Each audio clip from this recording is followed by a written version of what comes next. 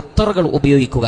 ലിഅന്നഹു മിനസ്സീന, കാരണം സീനത്തിന്റെ ഒരു ഭാഗമാണ് നല്ല അത്തറുണ്ടായിരിക്കണം.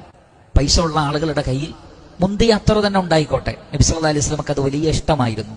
നബി സല്ലല്ലാഹു അലൈഹി വസല്ലമക്ക് കൈ കൊടുത്താൽ നബിക്ക് സ്വന്തം ശരീരത്തിനുള്ള ഒരു മണമുണ്ട്, നബിയുടെ വിയർപ്പിന് നല്ല ഗന്ധമായിരുന്നു, അത്തറിന്റെ മണമായിരുന്നു. സുഗന്ധത്തിന് വേണ്ടി നബിയുടെ വിയർപ്പ് സ്വഹാബികൾ ശേഖരിച്ചു വെച്ചിരുന്നു എന്നാണ് സല്ലല്ലാഹു അലൈഹി വസല്ലം.